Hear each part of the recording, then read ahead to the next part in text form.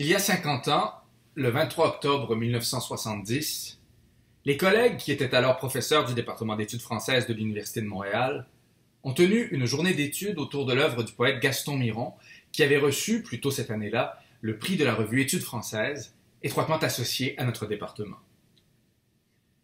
Or, à cette date, Gaston Miron était en prison.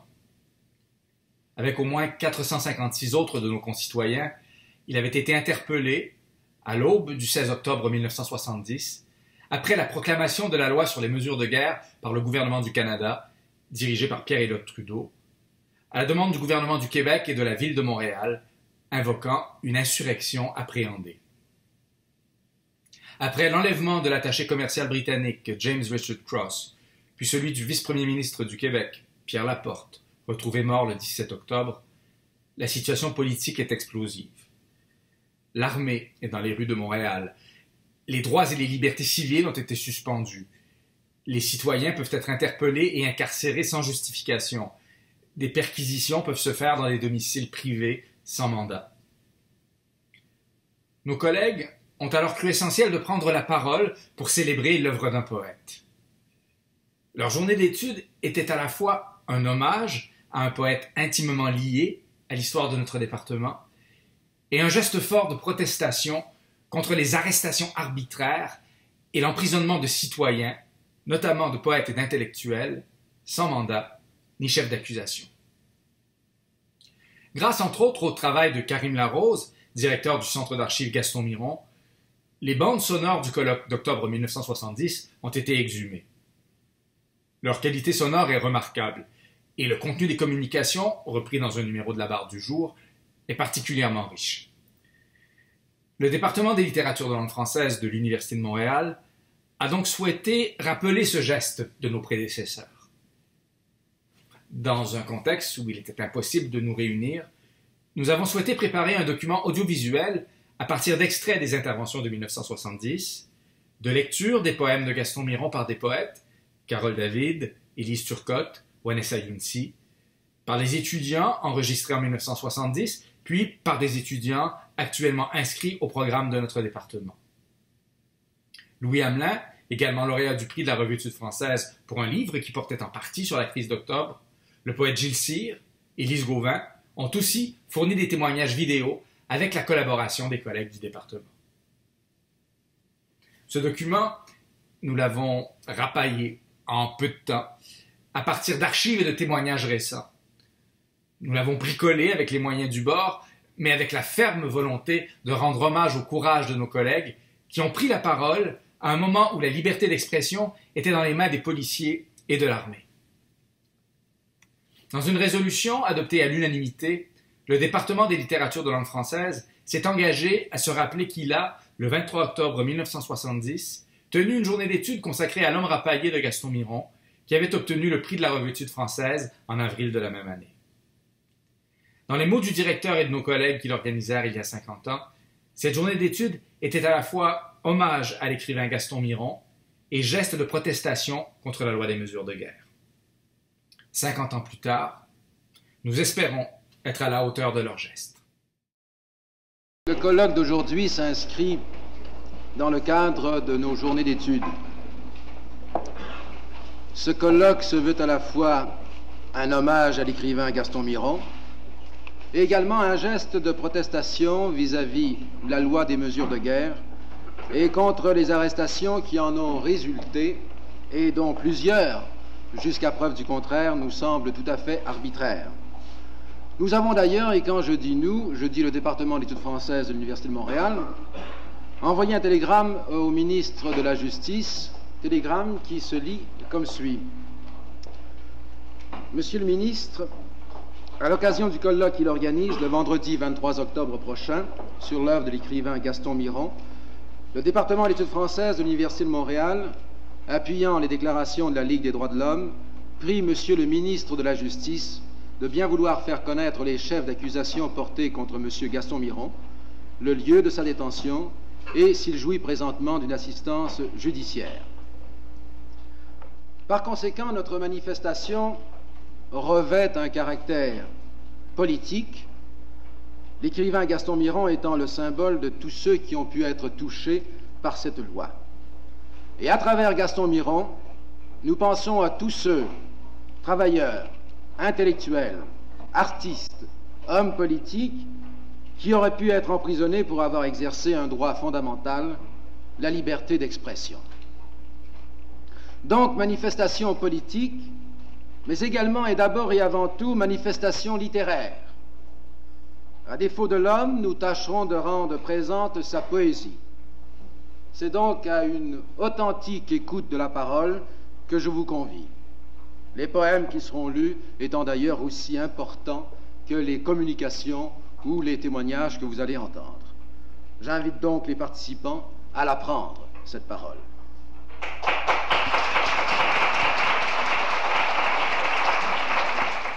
Lise Gauvin, écrivaine et professeure émérite au département des littératures de langue française, venait d'être engagée comme professeure en 1970. Elle se souvient de la journée d'études organisée par ses collègues en hommage à Miron, dans un contexte où poètes et intellectuels étaient emprisonnés sous la loi des mesures de guerre. Il y a eu toute la question du terrorisme, des manifestes du Front de libération du Québec, et tous ces manifestes suscitaient beaucoup de réactions de la part des étudiants. Et moi, je venais d'arriver à l'université à ce moment-là, et je me souviens de grandes assemblées qui réunissaient des foules d'étudiants qui discutaient les manifestes et qui discutaient la situation du Québec. Et il faut dire que tout ça était dans la suite et dans la mouvance aussi de Parti pris, cette revue qui avait existé de 63 à 68. Donc, c'était un climat d'ébullition, d'effervescence. Et ce qui a scandalisé mes collègues, c'est le fait d'arrêter tous les 450 intellectuels et artistes en pleine nuit, à 4 heures du matin. Miron avait sa fille. Il semble qu'il n'était pas sûr que... Enfin, il ne savait pas trop ce qui était arrivé à sa fille parce qu'on est venu le chercher tôt le matin. On a fait la même chose pour plusieurs artistes, plusieurs intellectuels. Et donc, ça a créé beaucoup de, on peut dire, de remous parmi toute la communauté universitaire. Et il y a eu des protestations. Et je pense qu'on peut dire dans cette idée de protestation que le département a organisé un mini-colloque, une journée d'études consacrée à Miron. Mon nom est Karim Larose, je suis spécialiste de poésie, professeur à l'Université de Montréal et directeur du Centre d'archives Gaston Miron, donc Miron que nous saluons aujourd'hui. Et ce centre d'archives, en fait, s'intéresse à un type d'archives très particulier, les archives audiovisuelles sur la littérature et la culture québécoise. On y trouve deux collections principales, la collection Radio-Canada et la collection Gaétan d'Hostie, acquise récemment. Le nom de ce centre rend hommage à Gaston Miron, bien sûr en raison de son lien de proximité avec la poésie, mais aussi parce que Miron s'intéressait avec passion à tout ce qui est de l'ordre de la trace, de l'archive et de la mémoire. Mais une mémoire, comme le disait Gaston Miron, non pas mélancolique, mais une mémoire au futur. Et je pense à ce centre précisément dans cette optique-là, un lieu où une mémoire au futur est envisageable, donc un lieu de rassemblement, un lieu d'accueil et un lieu de dialogue. Peu après sa création en 1962, sous le nom de Département d'études françaises, nom qu'il a conservé jusqu'en 2003, le département des littératures de langue française de l'Université de Montréal a cru devoir développer ses travaux et ses enseignements en créant une revue qui se consacre à toutes les littératures écrites en français. Ainsi est née la revue Études françaises, consacrée à la recherche littéraire, la toute première au Québec, semble-t-il, publiée dès l'origine et encore aujourd'hui, elle s'en honore, par les presses de l'Université de Montréal, elle-même créée en décembre 1962. Le premier numéro de notre revue apparu en février 1965. Son premier directeur fut René de Chantal. Son premier comité de rédaction était composé de Bernard Beugnot, de Nicole Deschamps, d'Albert Legrand et de Michel Mansuy. Georges-André Vachon, qui en est devenu le second directeur en 1966, a immédiatement souhaité prolonger l'action de la revue en créant un prix littéraire international, le prix de la revue Études françaises, à l'intention des écrivains francophones. Un comité a été constitué, composé de Georges-André Vachon, de Jacques Brault, devenu en 1968 membre du comité de rédaction, de Danielle Ross, directrice des presses de l'Université de Montréal, de Naïm Catan et de Paul-Marie Lapointe. Le premier lauréat fut le romancier ivoirien Amadou Kourouma, appelé à devenir l'un des écrivains majeurs de l'Afrique francophone, couronné en 1968 pour son roman Les Soleils des Indépendances, roman qui lançait son œuvre, roman qui demeure aujourd'hui une date dans l'histoire de la littérature africaine. En 1970, les mêmes, je veux dire le même comité composé des mêmes Georges-André Vachon, Jacques Brault, Danielle Ross, Naïm Catan et Paul-Marie Lapointe, ont remis le prix de la revue à Gaston Miron pour L'Homme rapaillé, recueil dont la parution annoncée de longue date sous divers titres était, on le sait, extrêmement attendue. L'annonce de ce prix a été faite par communiqué de presse en mars 1970. Le 14 avril, le prix était officiellement remis à Gaston Miron dans les locaux du Centre communautaire de l'Université de Montréal. La radio de Radio-Canada y était. Le lendemain, 15 avril, dans l'émission Présent, elle diffusait en moins de 6 minutes les réactions recueillies sur place, tenez-vous bien, de Georges-André Vachon, Gaston Miron, Claude Jasmin, Jacques Godbout, Paul Chamberlain, André Major, Gérald Godin, Jean-Guy Pilon et Georges Dor. Bonne écoute.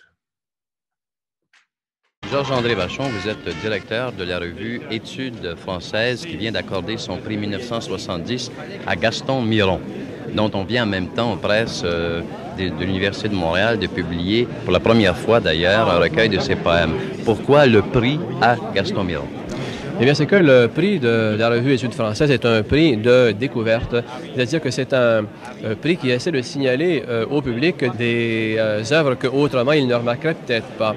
Et je pense que c'est le cas de l'œuvre de Gaston Miron, qui, bien sûr, écrit depuis bientôt une vingtaine d'années, mais précisément parce que c'est quelqu'un qui refuse toujours, je pense, de donner de ce qu'il écrit l'image d'une œuvre, l'idée que c'est de la littérature, a toujours été réticent devant l'idée de rassembler ses écrits en un seul volume. Si bien que Gaston Miron, on connaît bien l'homme, on connaît quelques fragments de son œuvre, mais finalement, ces textes, on ne les a pas sous la main.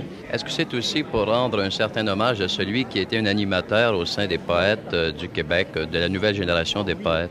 Oui, puisqu'il est clair que Gaston Miron, encore que ce soit un homme extrêmement modeste, eh bien, par son action d'éditeur d'abord et aussi par une véritable action d'inspirateur, a été un véritable ferment dans le mouvement poétique qui a commencé avec donc les éditions de l'Hexagone, qui ont été fondées par lui et par quelques autres en 1958.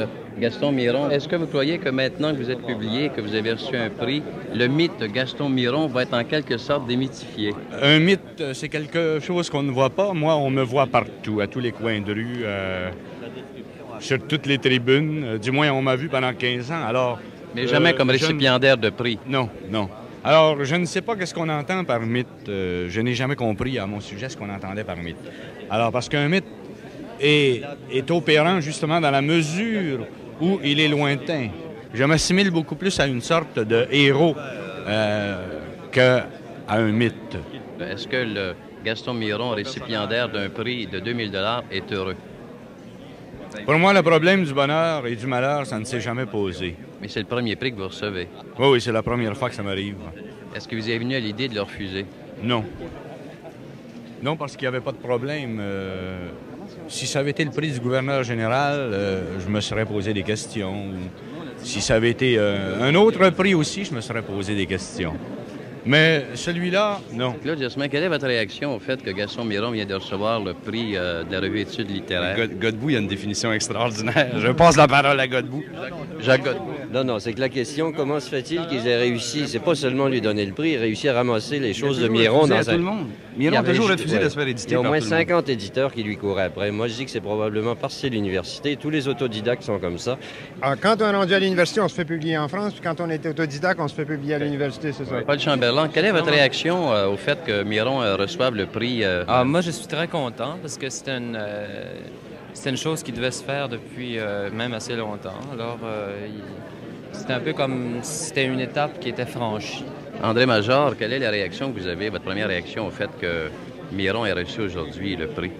De surprise un peu, parce que j'imaginais jamais que Miron finirait par accepter l'idée qu'on publie ses œuvres, mais moi, personnellement, c'est une chose que j'attendais depuis 10 ans, donc c'est presque un événement littéraire pour moi, c'est l'événement littéraire des 10 ou 20 dernières années.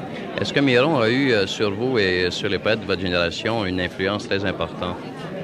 Sur moi, personnellement, oui, en tant que poète, mais aussi en tant qu'animateur. C'est quelqu'un qui m'a guidé beaucoup dans mes lectures. Quand j'avais 18 ans, par exemple, c'était pour moi une sorte de conseiller littéraire, si on peut dire. Et je pense qu'il y en a eu un sur tous les poètes de mon âge qui était, si vous voulez, préoccupé des mêmes choses que Miron et que nous-mêmes, finalement. Gérald Godin, c'est quoi votre réaction? Miron, ça a été un phare pour nous. Miron était le laboratoire central du nationalisme de gauche, c'est-à-dire de l'indépendance au Québec. Et tous les gens à peu près de sa génération et de la mienne portent l'empreinte de Miron dans leur esprit. Jean-Guy Pilon, membre de la Société royale du Canada, directeur de la revue Liberté, et maintenant prix du gouverneur général du Canada 70. Quelle est votre réaction au fait que Gaston Miron ait reçu aujourd'hui le prix des études universitaires? J'en suis très heureux. Je trouve que c'est un hommage rendu à l'intelligence et la générosité. C'est ce que je retiens surtout de toute l'œuvre de Gaston Miron, l'œuvre écrite et l'œuvre dans l'édition, la générosité. Georges Dor, vous êtes un vieil ami de Gaston Miron. Je suis un jeune homme et un vieil ami de Gaston Miron. C'est un homme qui est autour de la quarantaine. C'est un âge mortel. Comme nous tous. Oui. C'est un âge mortel pour ceux qui devront continuer à vivre. J'espère en tout cas que ça va lui faire savoir que beaucoup plus de gens qu'il ne l'imaginent, il est important pour beaucoup plus de gens qu'il ne l'imaginent. Et que les gens l'aiment. Et que beaucoup de gens l'aiment. Que beaucoup de gens ont besoin qu'il continue à être Gaston Miron. J'ai fait, de plus loin que moi, un voyage abracadabra. Il y a longtemps que je ne m'étais pas revue. Me voici en moi comme un homme dans une maison qui s'est faite en son absence. Je te salue, silence. Je ne suis pas revenu pour revenir. Je suis arrivé à ce qui commence. Donc, le poète Yves Préfontaine, décédé en 2019, cofondateur du RIN, le Rassemblement pour l'indépendance nationale, et directeur de la revue Liberté en 1961 et 62, est déjà en 1970 l'auteur de plusieurs recueils remarqués, dont Pays sans parole, qui a été publié en 1967. En 1969, il a obtenu une maîtrise en anthropologie de l'Université de Montréal. Il lit ici un poème intitulé « Golfe, glace et glaise », dédié à Hubert Aquin et Gaston Miron. Bonne écoute. L'hommage à Miron que je veux simplement vous donner dans les circonstances, c'est un poème. C'est un poème qui n'est pas un poème de circonstances, qui est un poème que j'ai écrit il y a à peu près 4 ans, et qui, d'ailleurs, je vous le dis tout de suite, était dédicacé à la fois à Miron et à Hubert Aquin, donc à deux amis. Et je pense qu'évidemment, simplement une remarque, il est peut-être dérisoire dans les circonstances actuelles de lire un poème, mais il y a peut-être des actes dérisoires qui peuvent encore être utiles. Et il y a eu des circonstances historiques. Si on pense à la poésie de la résistance, par exemple, pendant la guerre, en France, ou à d'autres poésies, le poème peut prendre une valeur qui dépasse son inutilité apparente. Debout, accueillant au tout foudre, mais debout, les bras tendus et noircis pour une guerre longue, mais debout, la face effondrée de guerre vieille et de mystère, mais debout, accueillant toute foudre. Aux lèvres s'ouvrent aussi les corolles de paroles superbes, mais debout, réceptacle de l'amour entier d'une planète qui saigne, carrefour de toute haine, debout, je suis l'homme debout, avec mon crâne qui s'en va aux étoiles. Guerre, je vous vois, je vous reçois, couteau dans les yeux et sel dans la plaie creusée. Guerre au loin comme s'en vient l'hiver. Guerre en moi fécondé, désastre en moi l'homme, au regard guerrier traversant le périple du vivant, l'espace de la terre vivante sous mes cendres et mes blés. J'ai mon regard au poing, une torche aimante. Je cueille tout autour, je suis cueilli, puisqu'en moi l'homme printanier portera le feu de ses fruits au sein de cette guerre plus haute et de cette paix. L'homme.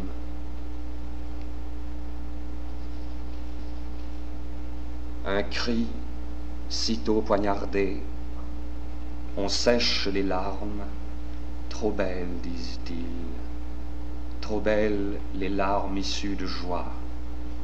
On sèche les larmes, colère. On sèche la richesse des peuples en moi qui naissent d'une eau sanglante. On tarit la source, et le sang dur craquelle comme une terre de séisme. On tremble aussi, car le sol de nos âmes a bougé.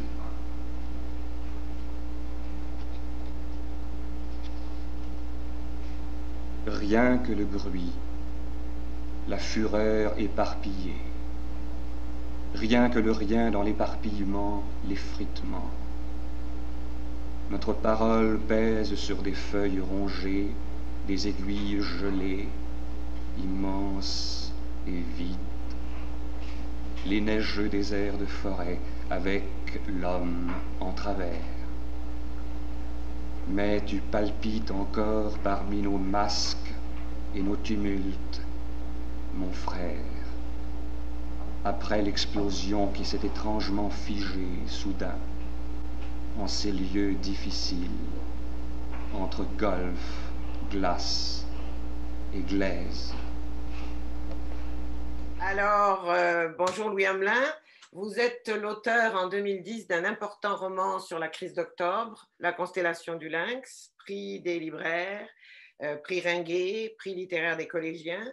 Et vous êtes aussi le lauréat 2014 du prix de la revue Études françaises pour Fabrication, essai sur la fiction et l'histoire, dans lequel vous revenez sur l'écriture de La constellation du lynx et aussi, d'une manière plus générale, sur le pouvoir d'élucidation que la littérature peut avoir.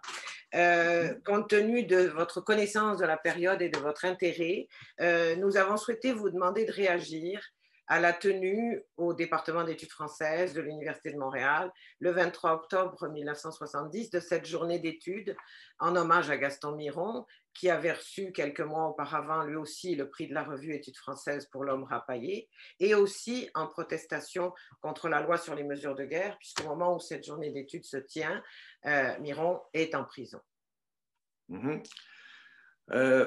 Je ne savais pas d'abord, je ne savais pas du tout que ce colloque-là avait été tenu en pleine crise d'octobre. Je crois que c'est vous qui me l'avez appris. Moi, j'ai tellement lu de choses sur l'espèce de climat de peur qui s'était installé à l'automne 1970 dans les milieux intellectuels, de gauche, etc. Il y a même des policiers qui ont comparé ça un peu.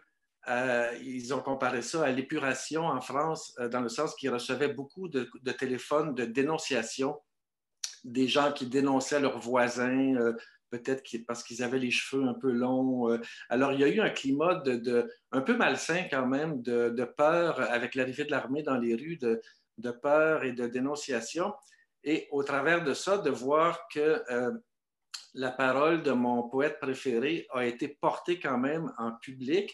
Moi, je trouve ça très fort. En fait, je trouve que c'est d'avoir tenu ce colloque-là, de toute façon, c'est un acte très courageux, en fait. Et puis, on est vraiment aux antipodes de ce qu'on appelle aujourd'hui, on en parle beaucoup d'ailleurs, la fameuse cancel culture, où on va empêcher des gens de parler à cause de leurs opinions, à cause de leurs idées. Ici, on est exactement à l'inverse. On est dans le fait de permettre à un poète de parler quand même au monde, même in absentia, dans le fond. Même s'il est en prison, on ne sait pas où, on ne sait pas jusqu'à quand, parce qu'à l'époque, on ne sait absolument rien de ces gens qui ont été arrêtés. On ne sait rien de leurs conditions, je veux dire, des gens qui ont été arrêtés dans la nuit du 15 au 16 octobre. Alors, ben voilà, je trouve que c'est vraiment assez admirable qu'il y ait des gens, j'ai lu aussi la lettre des organisateurs du colloque au ministre de la Justice pour demander des comptes au ministre de la Justice, au système judiciaire, demander où est Gaston Miron, est-ce qu'on peut savoir ce qu'il devient, tout ça. Moi, je trouve ça assez admirable. J'avais été frappé il y a 10 ans, en 2010, pardon, l'ancien chef de l'escouade antiterroriste du Québec, Julien Giguère, avait accordé une entrevue au journaliste Guy Gendron de Radio-Canada. Et ça m'avait frappé que ce personnage qui semblait assez déplaisant, qui semblait pas très bien vieillir, disons, 40 ans après les faits, considérait encore que Pauline Julien, autre artiste qui a été arrêtée évidemment en octobre 1970, il considérait encore que Pauline Julien, c'était une sorte de criminelle à cause de ses opinions finalement, à cause de ses idées indépendantistes. Pour lui, c'était 40 ans plus tard, il la voyait encore comme une criminelle. Et ça me fait penser au sourire de Gaston Miron sur sa photo judiciaire. Parce que cette photo qui a été prise, on présume, immédiatement après son arrestation et qui a été diffusée ensuite, j'aime beaucoup cette photo d'abord et j'aime beaucoup le sourire de Gaston Miron parce qu'il a presque, je dis un sourire, mais c'est plutôt un demi-sourire. Il y a un air sur cette photo que je me suis efforcé de déchiffrer, un sourire un peu défiant, un sourire presque canaille. Et moi, j'aime bien penser que Gaston Miron, à ce moment-là, est presque content de ce qui lui arrive, pas parce qu'il va pouvoir s'en vanter plus tard auprès de ses amis, comme tant de gens l'ont fait, mais parce que j'ai l'impression qu'il se dit en lui-même, les masques tombent.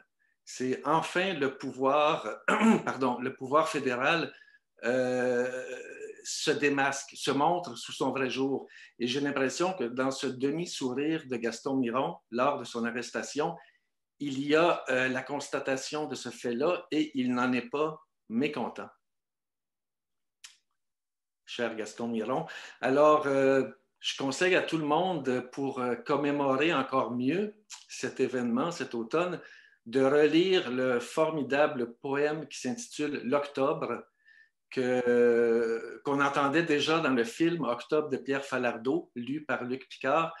C'est un texte qui, on pourrait penser qu'il a été écrit en pleine crise d'octobre, mais non, c'est un texte qui date de 1963, je pense. Mais tout le mois d'octobre, avec ses drames et ses beautés, me semble être contenu dans ce poème-là, qui a été discuté, qui a fait l'objet d'une communication au colloque de 1970 à l'Université de Montréal.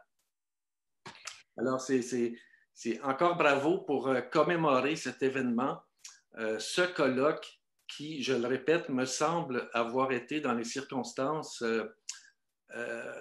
un acte, appelons ça un acte très courageux de tenir ce colloque malgré tout.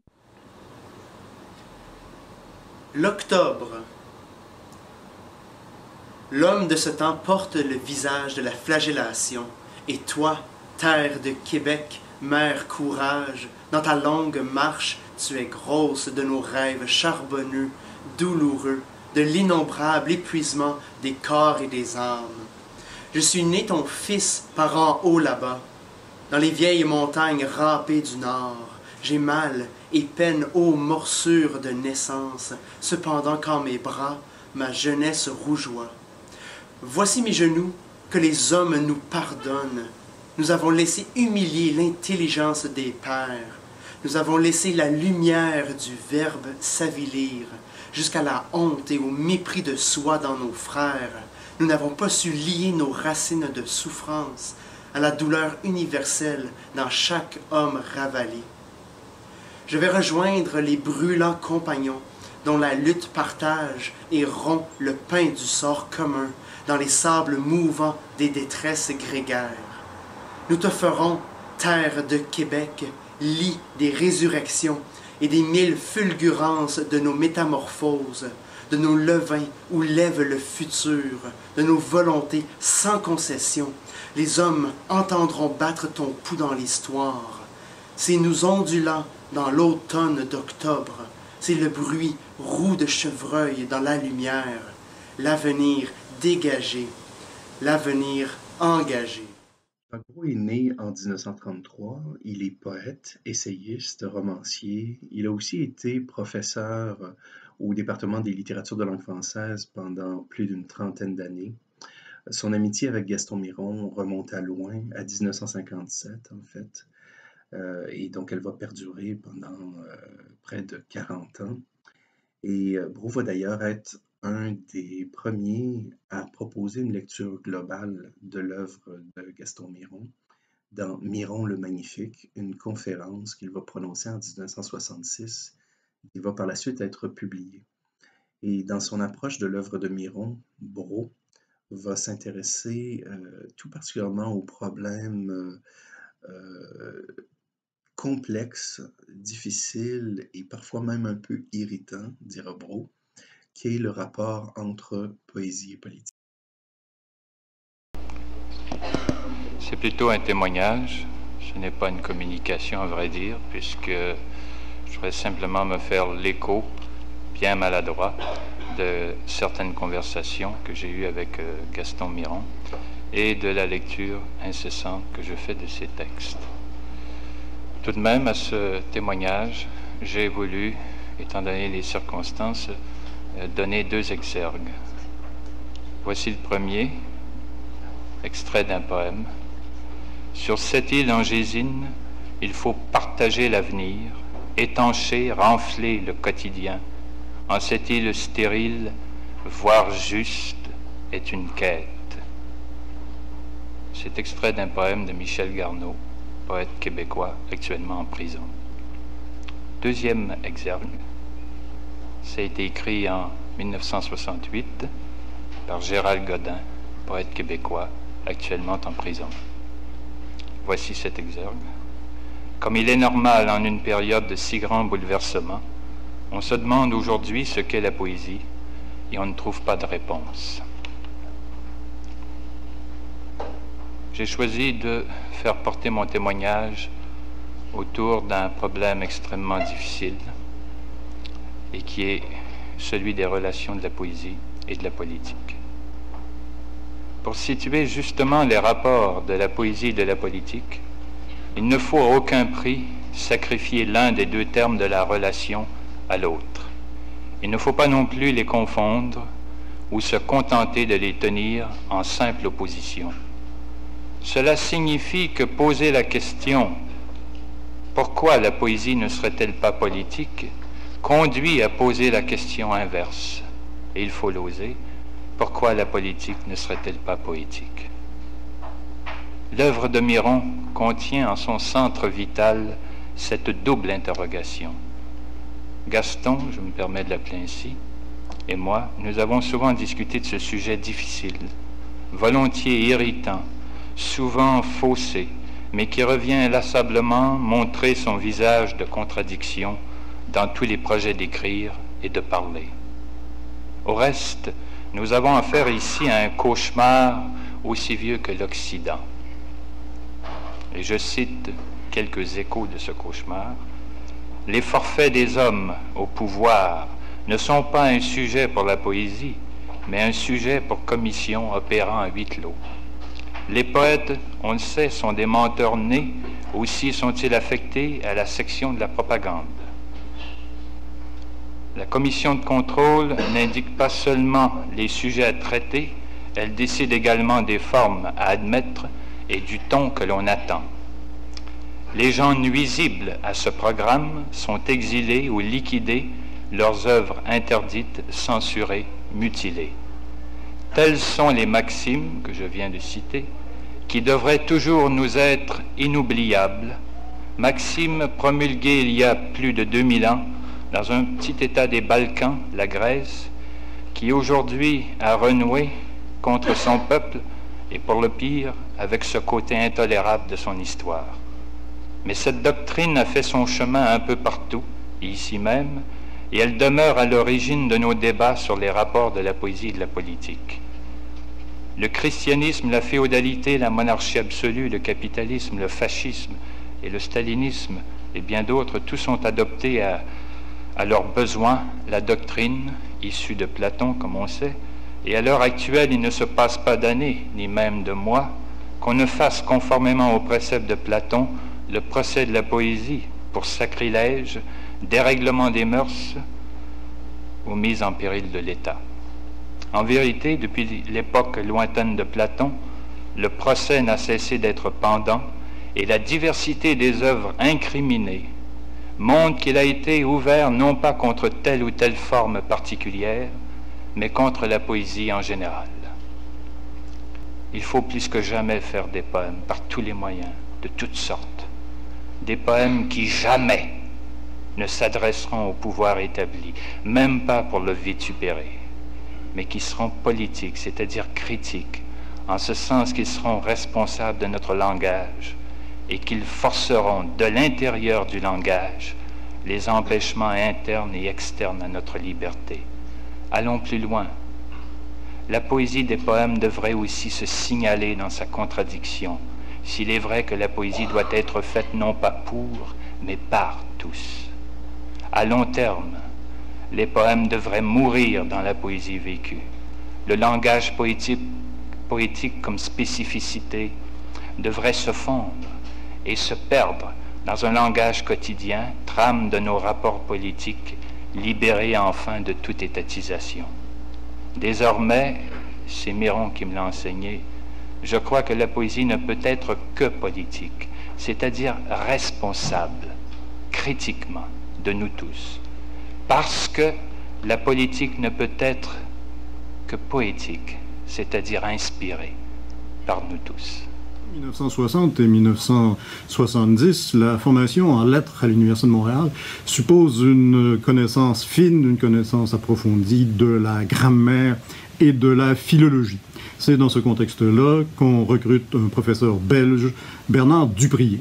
Celui qui va devenir en 1980 l'auteur du Gradus, celui qui va être un des premiers à utiliser le numérique en matière d'enseignement et de recherche. En 1970, à 37 ans, et il est professeur à l'Université de Montréal depuis 1961. Mais la souffrance de cet exil doré qui guette, ici ou ailleurs, tout homme de lettres, se fait jour en lui et le réoriente peu à peu. Il écoute comme une voix intérieure qui lui dévoile une sorte d'inexistence commune à tous. Citation. Le plus souvent, ne sachant où je suis ni pourquoi, je me parle à voix basse, voyageuse, et d'autres fois en phrases détachées, ainsi que se meuvent chacune de nos vies. Et ce sont les monologues de l'aliénation délirante, où il ajoute « Puis je déparle à voix haute dans les haut-parleurs ». Et on reconnaît là cette présence gouailleuse, ces interventions, incohérentes mais toujours bien accueillies, où il débat farouchement avec lui-même et avec d'autres, cet accouchement douloureux et qui n'en finit plus, d'un être encore innommé, d'un être qui se décompose peut-être avant même d'avoir pu exister, et dont la mort, citation, n'est même pas la mort de quelqu'un. Toutefois, à d'autres moments, c'est une vision d'avenir qui se précise. Les hommes entendront battre ton pouls dans l'histoire. C'est nous, ondulants dans l'automne d'octobre. C'est le bruit roux de chevreuil dans la lumière, l'avenir dégagé, l'avenir engagé. Ce poème porte le titre d'Octobre, il date de 1963. Allusion aux événements d'octobre 1917, rien ne le précise dans le texte. Allusion plutôt à ses Laurentides natales, à la forêt dorée, à ses chevreuils, dont M. Gérard Dagenais, dans son dictionnaire des difficultés de la langue française au Canada, a beau dire qu'il s'agit en réalité d'un cerf de Virginie. Le poème ici rejoint l'usage local, non pour s'identifier avec lui, mais, je crois, pour situer les choses de la même façon. Le chevreuil, c'est le plus petit des cervidés dans les forêts de France. Et notre cerf à queue blanche, que ses bois et 3 pointes ou davantage, ce n'est pas ce qui change la chose, représente aussi un animal gracieux, noble, de mœurs simples et d'humeur voyageuse. La métaphore justifie l'usage ancien de chevreuil, même si la zoologie le conteste. Mais ce problème de vocabulaire nous plonge au cœur des difficultés du poète québécois. Gaston Miron nous en entretenait ici à l'Université de Montréal en 1963. La langue même le trahit. Quand j'arrive à Paris, écrivait naguère Gérald Godin, je suis traqué, j'ai des complexes. Chaque mot que je dis, j'ai la crainte, d'ailleurs presque toujours fondée, qu'il ne désigne pas l'objet auquel je pense. Que peut, dès lors, comprendre le lecteur parisien à des textes qui ne se cantonneraient pas dans un langage abstrait, le français cultivé, et qu'écrire d'autre dans ces conditions que des essais ou des reportages, si l'on doit se cantonner dans ces formes communes, si la pulpe du langage usité réellement ne peut pas être exploitée. En revanche, mélanger les langages, insérer du franco-canadien dans une trame neutre, n'est-ce pas courir le risque de tomber dans la couleur locale, dans ce pittoresque qui tue l'œuvre plus sûrement encore que l'abstraction? Miron est parfaitement conscient du problème. Je m'efforçais, écrit-il, de me tenir à égale distance du régionalisme et de l'universalisme abstrait, 2 pôles de désincarnation, de malédiction qui ont pesé constamment sur notre littérature. Cette situation n'étant pas le résultat d'un accident ou des circonstances, mais le résultat même de la colonisation, Miron, pendant plusieurs années, prend le parti de se taire. Puis il réagit. Il se rend compte que son silence ne conduit à rien, et il tente alors d'inventer un langage dont chaque mot est arraché précisément à cette impossibilité d'écrire. Il tente d'écrire avec les maigres mots frileux de mes héritages qui sont à la fois ses héritages de Québécois et ses héritages de lecteurs passionnés de poésie. Avec, dit-il encore, la pauvreté natale de ma pensée rocheuse, car sa pensée ne pouvait exister sans pouvoir se formuler. J'avance en poésie comme un cheval de trait, lentement certes, mais il avance en poésie, il avance avec tout un peuple, il renaît et fait renaître à l'existence, ensemble, tous les siens. Non seulement il essaye de rejoindre le concret, le quotidien, un langage, comme il dit, repossédé et en même temps universel, mais encore il vise un public qui a besoin de ce langage pour accéder à sa propre existence, même démunie.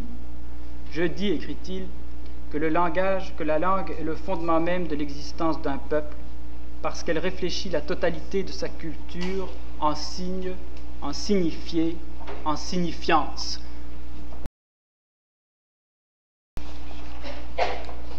Ma pauvre poésie, en image de pauvre, avec tes efforts, les yeux sortis de l'histoire, avec tes efforts de collier au cou des délires, ma pauvre poésie, dans tes nippes de famille, de quel front tu harangues tes frères humiliés, de quel droit tu vocifères ton sort avec eux, et ces charges de dynamite dans le cerveau, et ses charges de bison vers la lumière, lumière dans la gangue d'ignorance, lumière emmaillotée de crépuscule. N'est-ce pas de l'insulable espoir des pauvres, ma pauvre poésie, tel un amour chez les humbles, de perce-neige, malgré les malheurs de chacun, de perce-confusion, de perce-aberration, ma pauvre poésie, dont les armes rouillent dans le haut côté de la mémoire, dans le gargouillement de ta parole, ma pauvre poésie, toujours si près de t'évanouir, désespérée mais non pas résignée, obstinée dans ta compassion et le salut collectif, malgré les malheurs avec tous et entre nous, qu'ainsi, à l'exemple des pauvres, tu as ton orgueil, et comme des pauvres, ensemble, un jour tu seras dans une conscience, ensemble, sans honte, et retrouvant une nouvelle dignité. La pauvreté anthropos.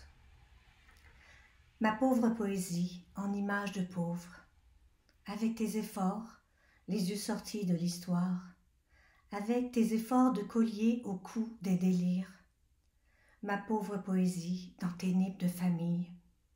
De quel front tu harangues tes frères humiliés? De quel droit tu vocifères ton sort avec eux? Et ces charges de dynamite dans le cerveau, et ces charges de bison vers la lumière. Lumière dans la gangue d'ignorance, lumière emmaillotée de crépuscule, n'est-ce pas de l'inusable espoir des pauvres? Ma pauvre poésie, avec du cœur à revendre, de perce-neige malgré les malheurs de chacun, de perce-confusion, de perce-aberration, ma pauvre poésie, dont les armes rouillent dans le haut côté de la mémoire, ma pauvre poésie, toujours si près de t'évanouir dans le gargouillement de ta parole, désespérée, mais non pas résignée, obstinée dans ta compassion et le salut collectif, malgré les malheurs avec tous et entre nous, qu'ainsi, à l'exemple des pauvres, tu as ton orgueil, et comme des pauvres, ensemble, un jour tu seras dans une conscience ensemble, sans honte, et retrouvant une nouvelle dignité. Dira-t-on avec raison, pourquoi la pauvreté anthropos? Pourquoi le mot grec? Un autre titre, où revient le même terme, nous met peut-être sur une piste. C'est le Québec-anthrope, astucieusement formé, désignant le Québécois et surtout Miron lui-même, son vrai porte-parole. Mettons cela avec la métaphore globale, remplaçons le mot Québec par le mot pauvreté, et nous avons notre titre, la pauvreté anthropos. Qu'est-ce à dire? Exactement ce que dit en clair le texte du poème. Le fait de la pauvreté n'est pas une circonstance, ni un caractère. Autrement dit, mon nom n'est pas Pea Soup, Pepsi ou Dame Canuck, comme il le souligne ailleurs. Elle n'est pas de l'homme, elle est l'homme. Elle s'identifie avec un inusable espoir. Elle rend impossible la honte. Celui qui le dit est aussi celui qui le vit pour tous, qui en offre à tous une expression qu'ils peuvent adopter, où ils peuvent se reconnaître. Je vous le demande, quelle meilleure parole offrir à notre société, étouffée non seulement sous le colonialisme, le capitalisme et la consommation, mais sous la drogue, le matérialisme, l'érotisme, l'hypocrisie des nantis, le sous-développement sous toutes ses formes. Par son attitude, Miron rejoint l'homme d'ici plus intimement que nulle philosophie. Mais du même coup, il est un exemple pour tout poète. Il réalise pour nous ce qui pourrait sauver tout opprimé sous quelque latitude qu'il se trouve. Si la poésie sait faire, et non pas simplement faire un poème, mais faire quelque chose, alors Miron est un poète, et la leçon qu'il nous donne, une leçon de poésie. Le 5 mai 1970, à l'émission des Livres et des Hommes de Radio-Canada, Gilles Marcotte reçoit Nicole Deschamps et Georges-André Vachon, professeurs au département d'études françaises, membres du comité de rédaction de la revue Études françaises, à l'occasion de la parution, un mois auparavant, de L'Homme rapaillé, qui a reçu le prix de la revue Études françaises. Les prix littéraires ne sont pas toujours des événements au sens fort du mot. Celui de la revue Études françaises, qui était décerné récemment, en est un.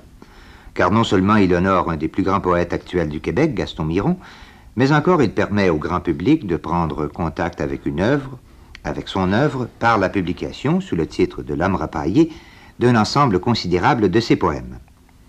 Mais avant d'aller plus loin, écoutons le poète lui-même, souvent désigné comme poète oral, et bien sûr, lecteur par excellence de ses propres poèmes. Ex officio. En vérité, je n'ai jamais fermé les yeux, en dépit des vertiges sucrés, même quand mes yeux sentaient le roussi, et malgré l'envoûtement du sommeil, et je m'écris sous la loi d'émeute, je veux saigner sur vous. J'écris à faire un fou de moi, à me faire le fou du roi de chacun, avec mon rire grelot et pluie, moi le pétrolarme d'étincelles et de lésions profondes. Je suis le rouge-gorge de la forge, mais un jour, je quitterai le non-lieu, je déposerai ma tête sur un meuble, et sans plus de vue ni de vie, par-delà ma mort ensorcelée de rumeurs et d'éboulis, je retrouverai ma nue propriété.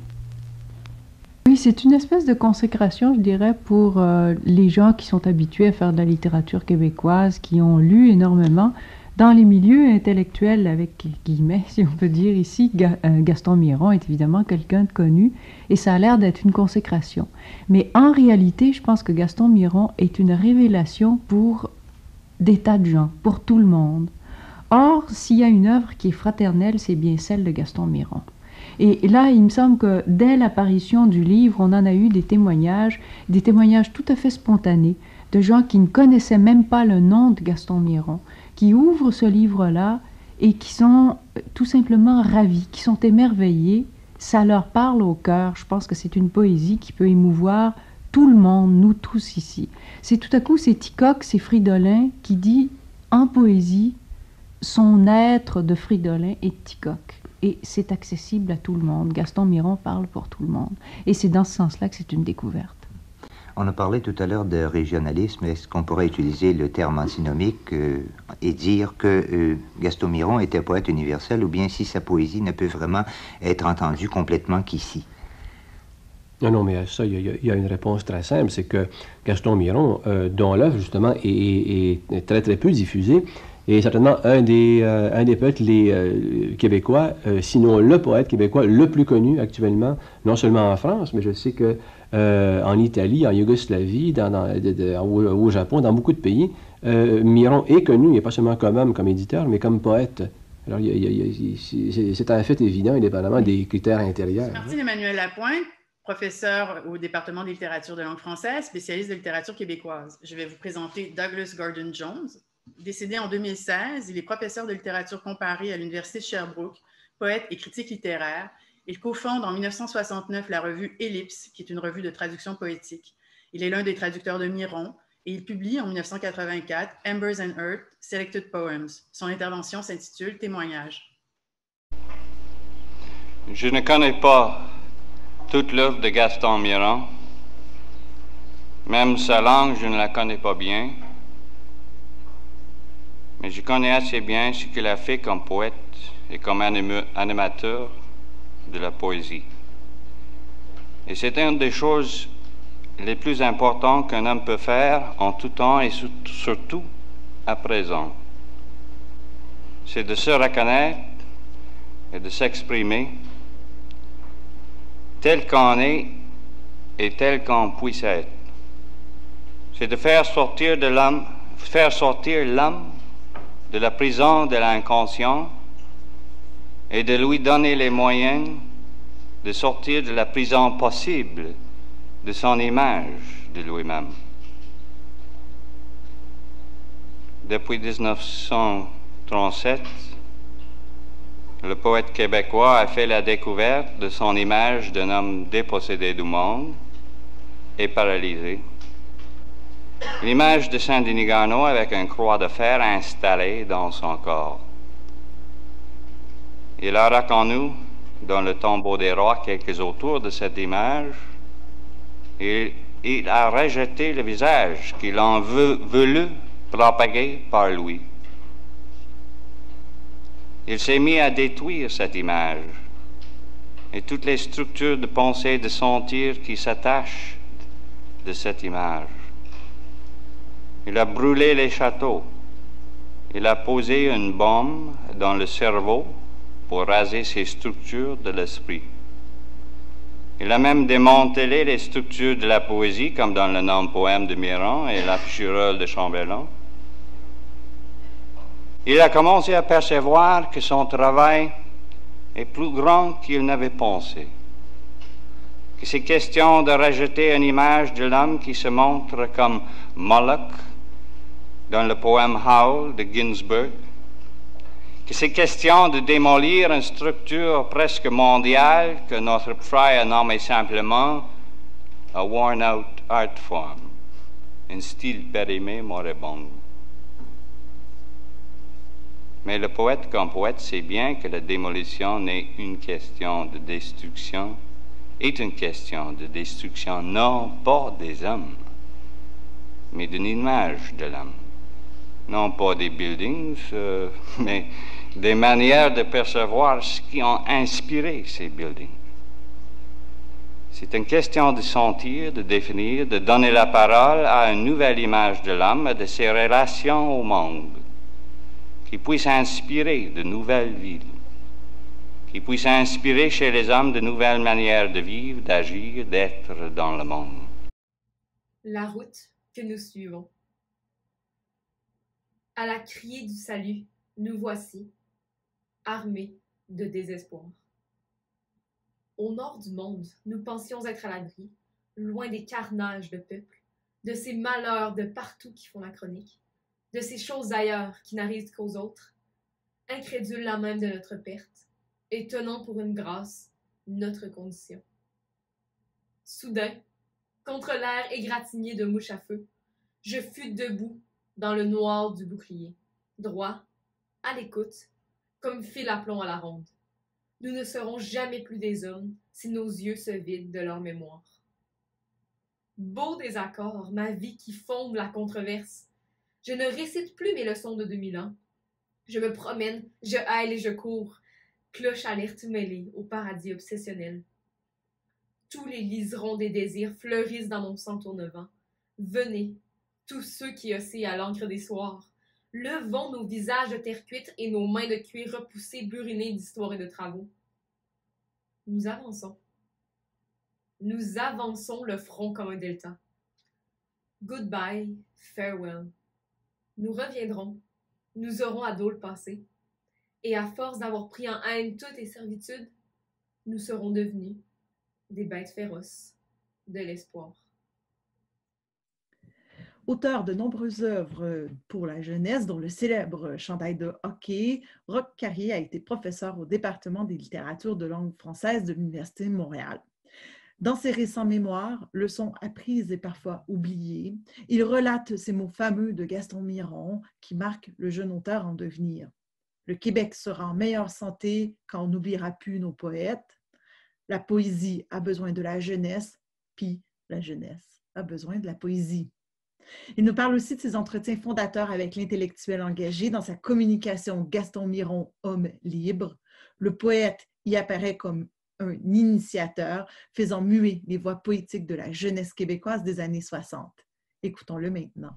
Je crois que nous ne dirons jamais assez la perspicacité littéraire de Gaston Miron. 20 de mes camarades, poètes écrivains, et beaucoup plus autorisés que moi, mais qui auraient pu parler de Gaston avec beaucoup plus de compétences que moi, bien, tous ces camarades, un jour, devraient réunir leurs témoignages et rassembler leur hommage à Gaston Miron, raconter ce qu'ils lui doivent dans leur chemin de l'écriture.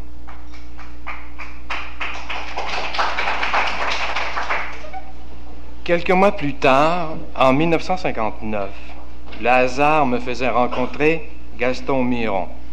C'était le premier poète que je voyais en chair et en os. Comme il ne ressemblait pas aux photographies de poètes dans mes manuels de littérature, je dois avouer que j'ai été un tout petit peu déçu, car Gaston Miron, poète, était un homme ordinaire, il jurait comme un homme ordinaire, il riait tant qu'un homme ordinaire, et il avait mal à l'estomac d'une façon pas du tout métaphysique. Il dansait même des rigodons dans la rue Sainte-Catherine. C'était la bonne époque où on pouvait danser le rigodon où on voulait. J'appris le même soir qu'il savait jouer du violon, ce qui m'impressionna beaucoup. Et ce soir-là, il me raconta que quelques années auparavant, pour avoir écrit dans un poème les mots « rue Saint-Denis », on l'avait qualifié de poète exotique. Je parle de cette époque antédiluvienne de 1959, où la poésie ne devait effleurer que de très loin le réel, et encore un réel très spirituel. Plus tard, j'étais à Paris. Nous fîmes, c'était en 1963 je pense, nous fîmes, Gaston et moi, une virée à travers Paris, que je raconterai plus tard. Il me faudrait 2 heures. Ce fut une virée épique. Gaston avait ce don de poète de recréer les événements. Mais je veux ici plutôt me souvenir du poète qui, tout à coup, parmi les cabrioles et les rires, devint inquiet, et qui me dit tout à coup, « Toi, à cette heure, t'es devenu un Parisien. Qu'est-ce que tu penses du mot boucan? » Et il me lut un poème dans lequel il avait écrit le mot boucan. Je fus certainement amusé de cette coquetterie, mais à la lecture de Gaston Miron, il faut bien voir avec quel soin, avec quelle recherche, avec quelle attention, avec quel engagement il choisit chaque mot, car il sait le pouvoir d'un mot. Et on ne peut pas accuser Gaston de dire autre chose que ce qu'il veut dire. En cette période, je pense que l'engagement de Miron à choisir le mot juste, exact, qui ne ment pas, qui ne trompe pas, est un engagement très profond.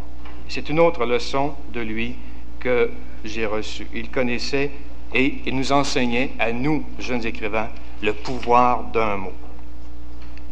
La dernière fois que j'ai rencontré Miron, Gaston, c'était il y a 2 semaines.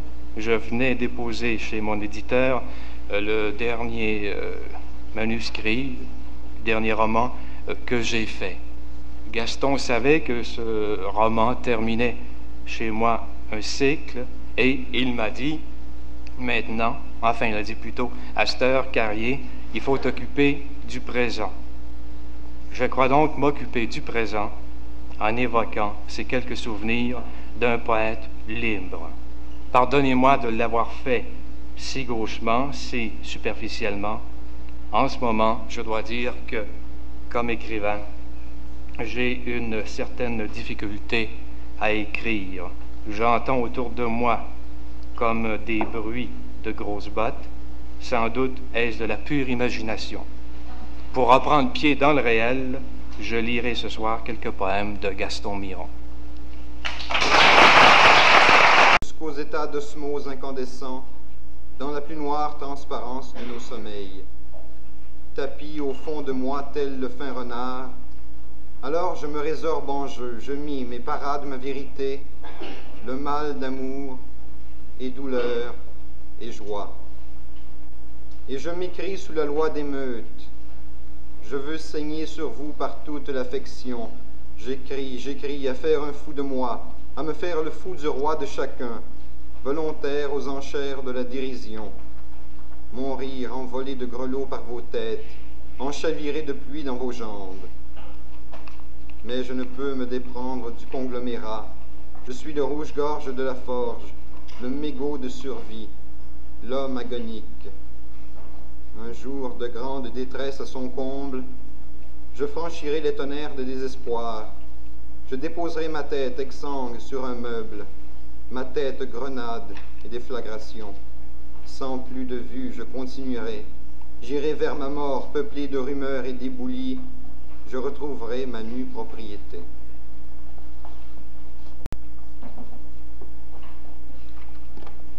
Pour mon rapatriement.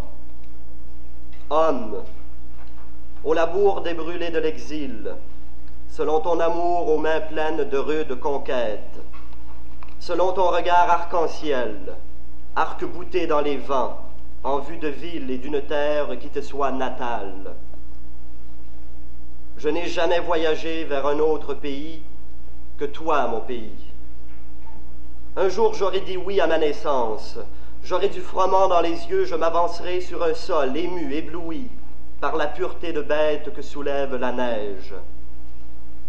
Un homme reviendra d'en dehors du monde. Bonjour, j'ai le très grand plaisir d'accueillir le poète Gilles Cyr, qui a généreusement accepté de venir nous parler de Gaston Miron. Depuis son premier recueil, Sol inapparent, paru en 1978, Gilles Cyr a publié tous ses livres de poèmes aux éditions de l'Hexagone, où il a par ailleurs été conseiller littéraire de 1977 à 2007. Il a donc très bien connu Gaston Miron comme éditeur, comme collaborateur et comme ami. Il a aussi un lien avec le département des littératures de langue française, puisqu'il y a fait une licence et une maîtrise entre 1969 et 1971. Il connaissait alors déjà Gaston Miron. Jean Roy et sa petite bande disposent d'une imprimerie dans l'entresol du 3577 rue de Bullion. C'était peut-être le 12 octobre 1970 ou un peu avant. J'arrive à l'imprimerie dans l'après-midi. Un homme que je ne connais pas se tient à la porte, d'autres à l'intérieur. J'entre et je comprends bientôt que je me trouve en pleine perquisition. Les policiers en civil examinent les lieux et font des boîtes de documents à emporter. Je veux repartir aussitôt, mais on m'indique qu'il faudra patienter. Alors, je me promène dans l'atelier. Me voilà à côté d'une pile d'opuscules de militants américains en provenance de New York. Et dessus, c'est écrit « Free ». Les flics s'en saisissent. Je leur dis « Inutile, voyez, vous pouvez vous abonner gratuitement. » La tête qu'ils ont fait. Sauf erreur, Gaston a rarement évoqué devant moi son emprisonnement. Peut-être une fois, et là je citerai de mémoire. Je me souviens que Trudeau, selon lui, aurait fait un mot qu'on pourra trouver paradoxal. Je cite, « Si le Québec devenait indépendant, vous seriez tous en prison. » Et en prison, Miron, octobre 70, se souvient évidemment de cet épisode et il aurait dit à quelqu'un, « Nous sommes donc indépendants? » Miron a ensuite évoqué la chose dans son discours de candidature pour le parti Rhinocéros au bar La Casanou lors de l'élection fédérale de 1972. Pierre Neveu en cite des extraits dans sa biographie et Miron lui-même en parle plus en détail dans son livre « L'avenir dégagé, entretien 1959-1993 ». À l'occasion du 50e anniversaire de la publication de L'Homme rapaillé de Gaston Miron, un poème. Fait d'hiver. Il n'a pas fait vieux os, ses os ont blanchi la nuit. Il n'avait que sa folie, vous lui avez tiré dessus. Il s'est mis à se tasser, il s'est mis à se manger, on n'a jamais vu ça. Un homme qui se mange, un homme debout qui s'insère dans la fêlure de sa vie. Hors du vivant, vivant un homme que le monde enferme.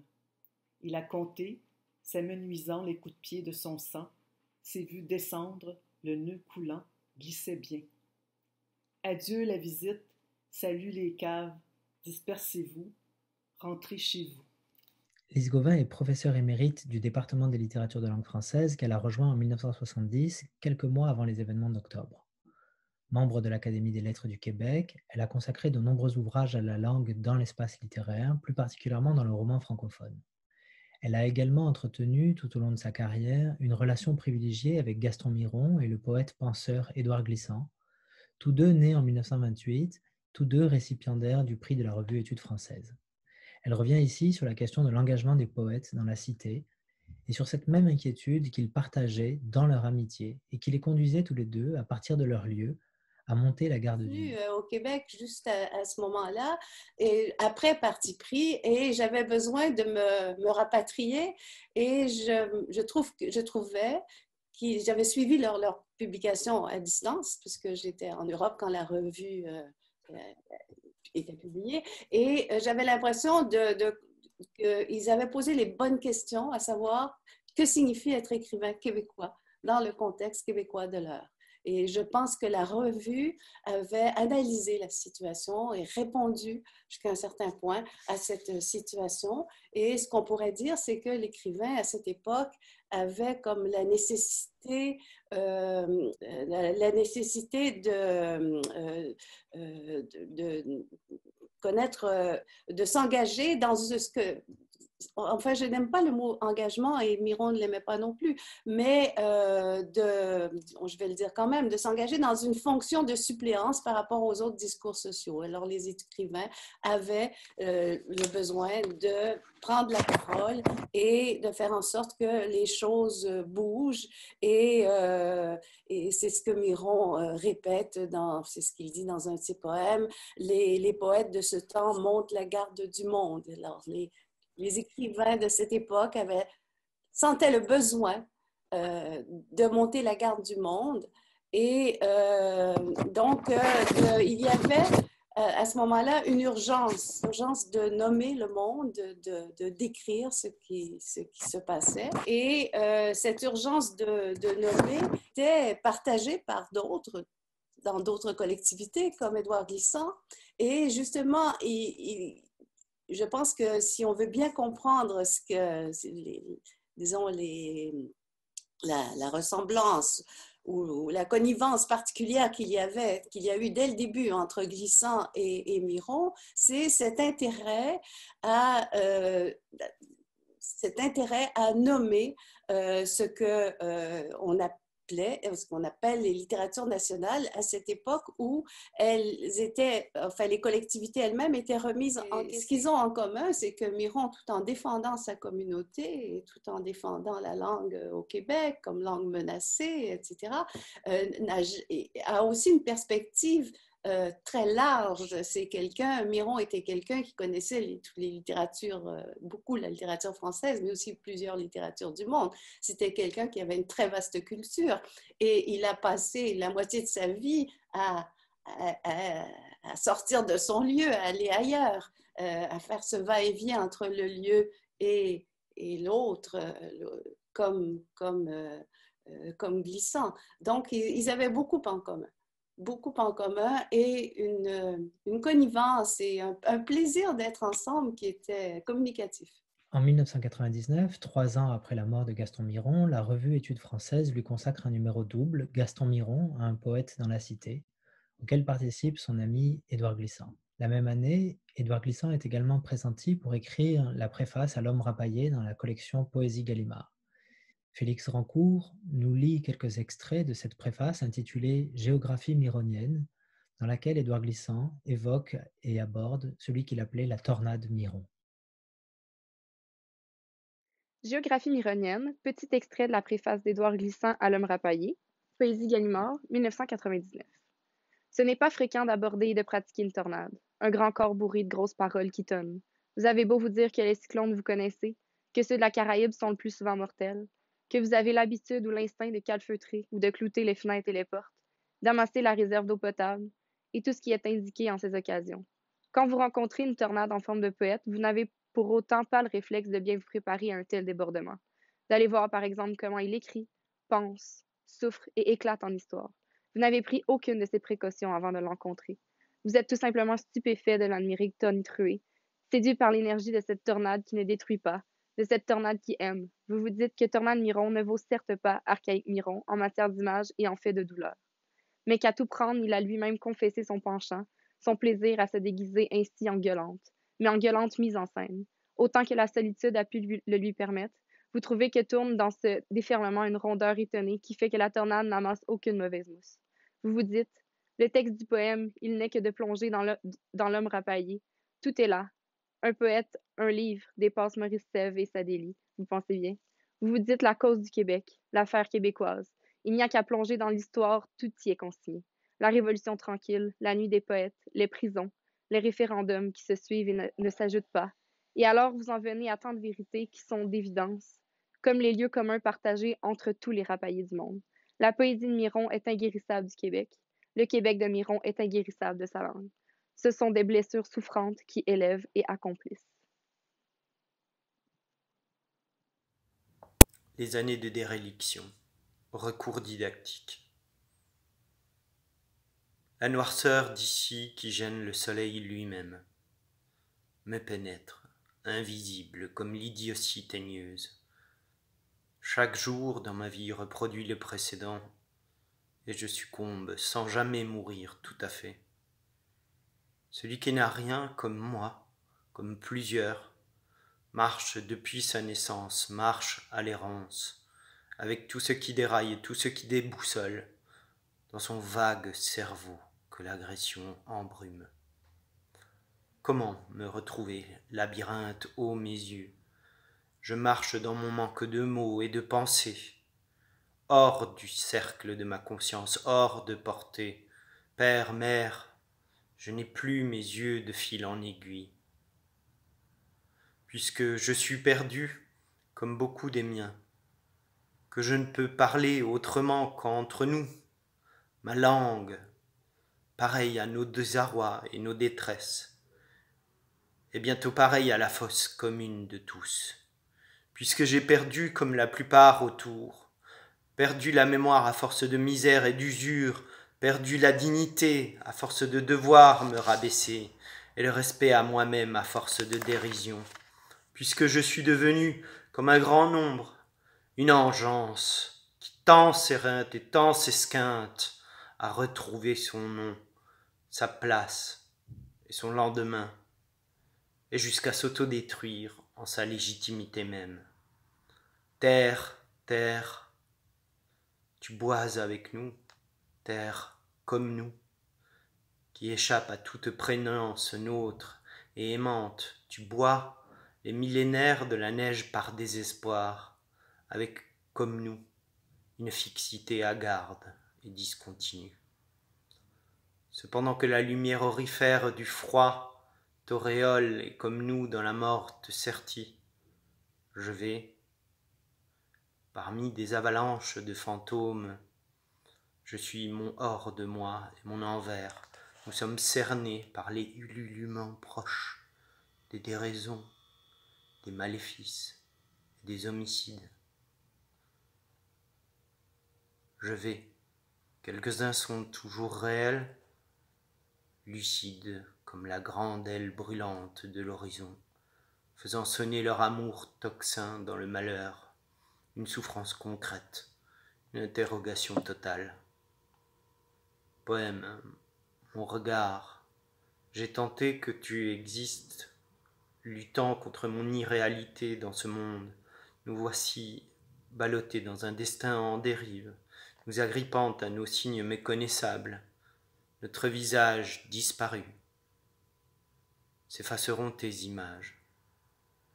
Mais il me semble entrevoir qui font surface une histoire et un temps qui seront nôtres, comme après le rêve, quand le rêve est réalité. Et j'élève une voix parmi des voix contraires. Sommes-nous sans appel de notre condition? Sommes-nous sans appel à l'universel recours? Hommes, souvenez-vous de vous en d'autres temps. J'ai l'honneur de présenter l'un des grands lecteurs de la littérature québécoise, Laurent Mailloux. Laurent Mailloux est professeur émérite au département des littératures de langue française de l'Université de Montréal, où il est engagé en 1963. Et son apport considérable aux études québécoises et à l'histoire littéraire se mesure dès les années 1970, au moment où paraissent ses travaux sur la dramaturgie avec Jean-Cléo Godin et son Que sais-je consacré à la littérature québécoise. Il a dirigé la revue Études françaises de 1979 à 1987 et en 2005, il a obtenu le prix de la revue Études françaises pour Plaisir de la prose. Sa contribution à ce numéro porte sur le poème L'Octobre de Gaston Miron, poème au titre prophétique. Il y analyse la charge symbolique et politique du paysage automnal québécois tel que l'a dépeint Miron et d'autres écrivains du 20e siècle. De cette lecture se dégage toute la portée révolutionnaire du poète Miron. Je voudrais parler d'un poème de Miron que j'aime particulièrement et que nous connaissons tous, L'Octobre. Titre prophétique, titre mémorable. Non pas simplement Octobre, retour cyclique, fatal et identique, ou un octobre daté, fût-ce 1917, 1969 ou 1970, mais l'octobre, avec ou sans majuscule, déterminé par l'article. L'octobre québécois, la morsure de naissance, le lit de mort et le lit des résurrections. Non seulement donc la saison rouge et lumineuse, la vie agonique des érables, la chute, l'engrais et la semence des feuilles, non seulement la saison du gibier et de la chasse, non seulement la saison, mais l'événement, le possible, le nécessaire, l'espoir, les abattis de nos colères, l'avenir dégagé, l'avenir engagé. Les lecteurs vont lire maintenant.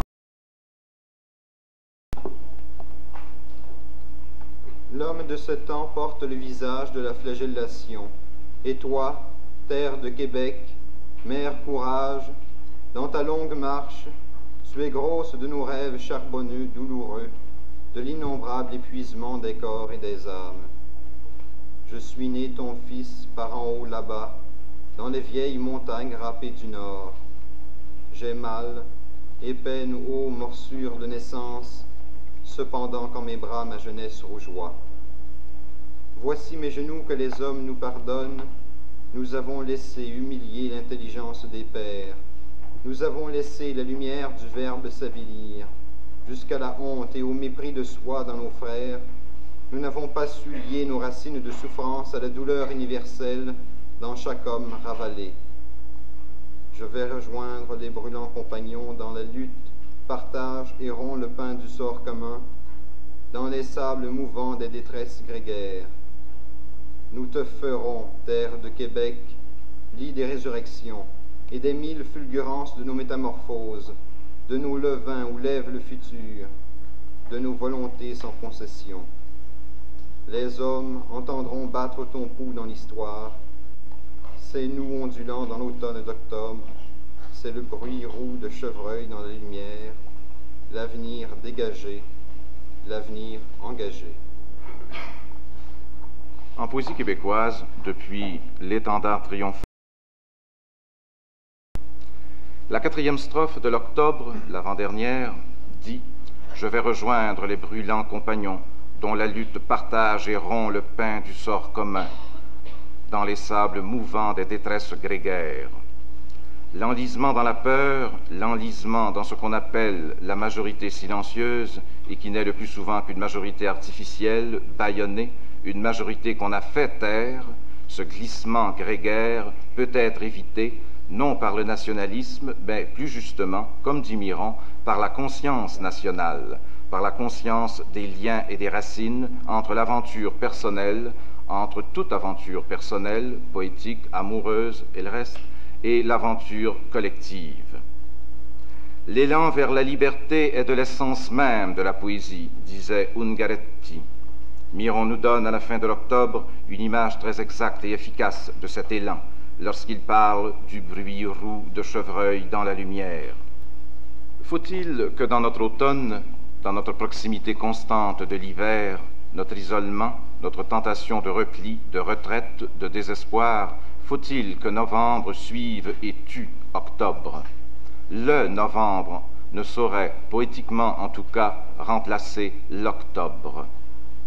C'est novembre, au contraire, l'innombrable épuisement des corps et des âmes, la nudité, l'approfondissement, la liaison de nos racines de souffrance aux racines universelles de la douleur et de la révolte, ce sont nos rêves charbonneux douloureux qui préparent l'explosion végétale et humaine de l'octobre. Miron et d'autres poètes nous disent que l'octobre peut et doit être le temps de cet espace qu'on appelle terre de Québec ou terre Québec, temps de grossesse, temps de naissance. Les mots engagé, engagement sont de ceux dont Miron, à juste titre, se méfie. Être engagé, dit-il dans une interview de 1970, c'est recevoir de l'argent pour faire quelque chose. Et dans Compagnons des Amériques, il emploie par dérision l'expression « sueur à gage ». Il continue dans le même interview, « Seul le texte est vraiment engagé. Seul le texte dit ou ne dit pas quelque chose. La responsabilité de l'écrivain est son texte. La poésie de Miron est politique, comme elle est amoureuse, parce qu'elle est totale, parce qu'elle est totalement poétique. Elle veut tout parce qu'elle a besoin de tout, de la nature et de la culture, d'une langue repossédée, repossédée par tous, à travers la repossession du territoire et du pouvoir. On peut dire que toute poésie est révolutionnaire, du fait même qu'elle est l'antiprose. La poésie de Miron est révolutionnaire dans un sens peut-être plus précis encore. Elle exige, pour son existence même, un changement radical des structures socio-économiques et politiques, une décolonisation. Jacques Bourdizet, dans Miron le Magnifique, pour qu'un poète sauvegarde, enrichisse et améliore la langue de son peuple, il faut que les structures mentales et affectives communiquent effectivement avec les structures sociales et politiques. Il y a continuité entre le littéraire et le politique. Révolutionnaire et révolutionnaire québécois, Miron, le poète Miron, n'est pas pour autant un poète partisan ou terroriste. Dans l'article de Parti pris en 1965, Miron rappelait et prenait à son compte cette définition de Sartre: la littérature est l'appel libre d'un homme à d'autres hommes. La poésie de Miron est un appel libre et libérateur, un appel nécessaire et urgent. Dominique Noguès était écrivain et critique. Il a publié des essais sur le cinéma expérimental, sur le cinéma québécois, mais aussi sur Marguerite Duras. Il a publié une dizaine de romans, des pseudobiographies, celles de Lénine et de Rimbaud. Il a enseigné à l'Université de Paris 1, Panthéon-Sorbonne, mais en 1970, c'est à l'Université de Montréal qu'il se trouve. En mai, il contribue à un numéro d'études françaises où paraissent quelques poèmes de Gaston Miron. En octobre, il parle du poème de Miron justement.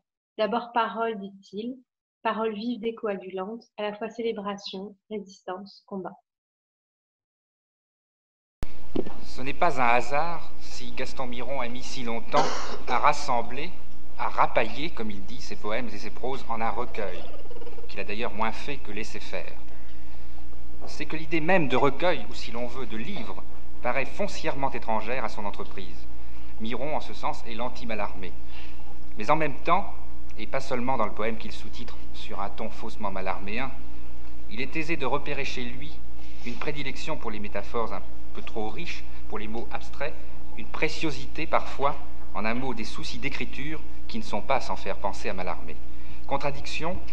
Non, plutôt écartèlement, tension de l'œuvre entre deux pôles opposés, parole et écriture. Le poème chez Miron est d'abord parole.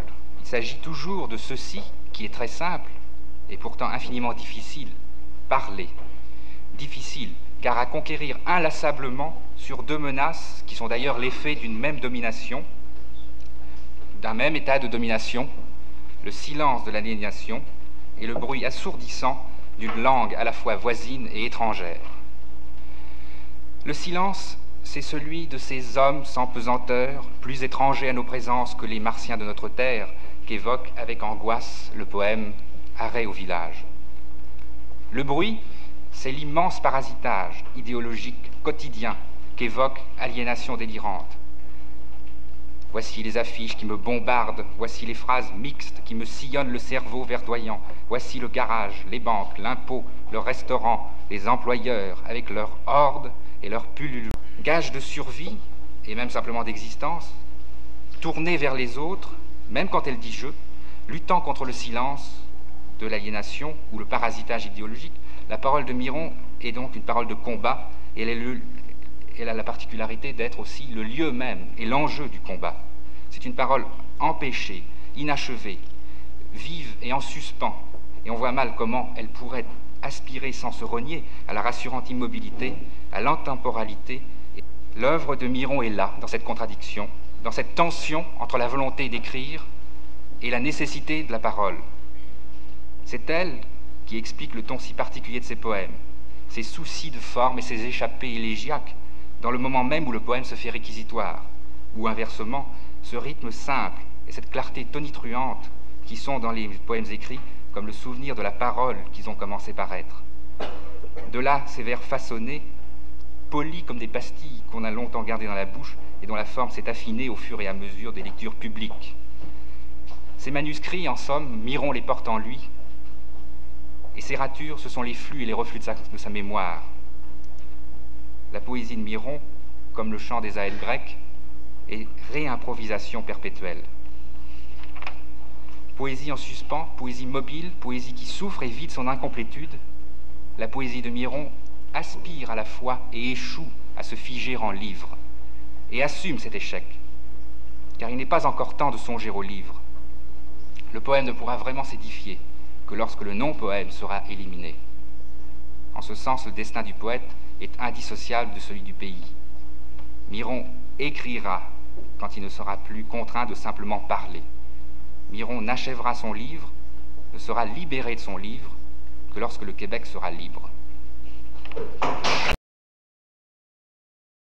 Vous pouvez me mater, m'enfermer, me bâillonner, avec votre argent en chien de fusil, avec vos polices et vos lois, avec vos clics et vos claques.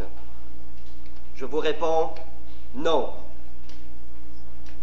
Je vous garoche mes volées de copeaux de haine, de désirs homicides, je vous magane, je vous use, je vous rends fou, je vous désinvestis de moi.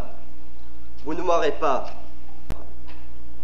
Avec ma tête de caboche, de nœuds de bois, de souche, ma tête de semaille nouvelle, j'ai endurance, couenne et peau de babiche. Mon grand sexe claque, la rosée bouge, ma poitrine résonne. J'ai retrouvé l'avenir. Plaisir donc de présenter Roger Soublière. Roger Soublière est un des cofondateurs avec Nicole Brossard, Marcel Saint-Pierre et Yann Stafford de la revue La Barre du Jour, qu'ils ont fondée alors qu'ils étaient étudiants, tous les quatre à l'université, au département, à l'Université de Montréal, en 1965. Son intervention dans le colloque du 23 octobre s'intitule « Un témoin à la barre ».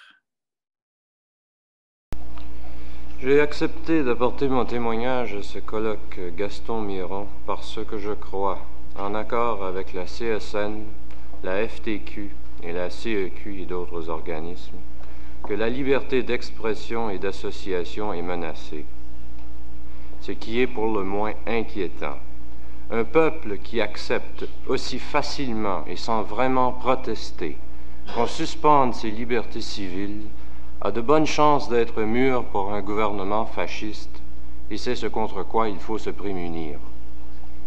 Contrairement à ce qu'ont claironné nos éditorialistes, le temps n'est pas au silence, à ce qu'ils appellent l'examen de conscience, mais bien à la parole.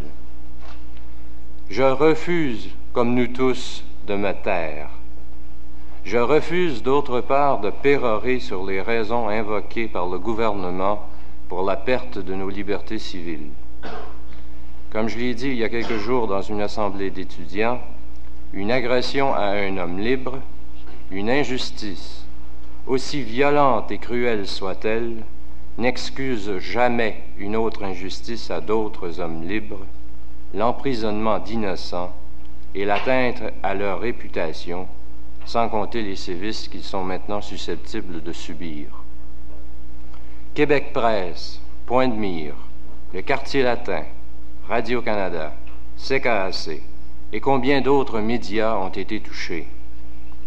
Je crois pour ma part que les gouvernements ont de moins en moins d'arguments pour défendre leur statu quo constitutionnel, pour défendre leur establishment. Et c'est la raison pour laquelle on s'attaque aussi violemment aux organes d'information qui contestent les politiques de nos gouvernements. Je vois assez mal un François-Albert Ranger, ou un docteur Bellemare, ou même un Gaston Miron en train de fabriquer une bombe. ils en seraient incapables, en tout cas pour ce qui est de François Albert. Ce ne sont pas des actes violents et illégaux qu'on leur reproche, à moins bien sûr que Ionesco ait raison et que les mots soient devenus des espèces de garnottes qu'on pitche à la tête des politiciens et qui aient peur et qui craignent des blessures corporelles. À moins, bien sûr, que ce soit de révolution, si on me passe ce néologisme godardien, qu'on les accuse. Non, j'affirme que les arrestations de Gaston Miron, Gérald Godin, Pauline Julien, Michel Garneau, des docteurs Bellemare et Mongeau, de Jean Roy et de François-Albert Anger, le terroriste, et de la majorité des gens incarcérés, n'ont été opérés que pour des délits d'opinion. Il me semble qu'il n'y a une distinction élémentaire à faire entre une idée et un acte. Il faut être aveugle pour ne pas se rendre compte qu'on a arrêté ces gens, non pas parce qu'ils ont posé des actes interdits par la loi, mais parce qu'ils s'opposaient de façon efficace, et soit dit entre parenthèses par des moyens démocratiques, au gouvernement en place. Connaissant personnellement Gaston Miron, pour avoir discuté et travaillé avec lui à de nombreuses reprises, voilà, je crois, ce qu'il aurait aimé que quelqu'un dise avant tout aujourd'hui, tout en étant flatté qu'on le prenne comme symbole et qu'on se penche sur son œuvre.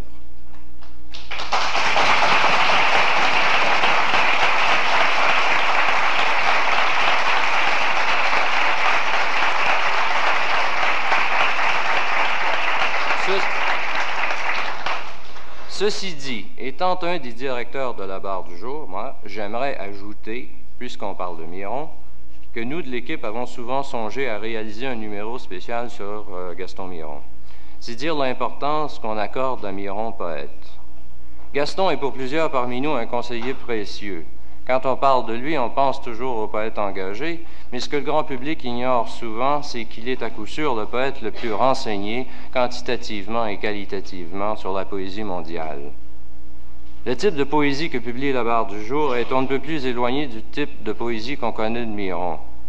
Et pourtant, jusqu'à maintenant, Gaston est un des interlocuteurs les plus, sinon le plus averti que nous ayons eu l'occasion de rencontrer. On ne naît pas poète, on le devient. Le Miron éditeur, par exemple, en témoigne éloquemment. C'est grâce à lui si un éventail de poésie si varié a pu être publié.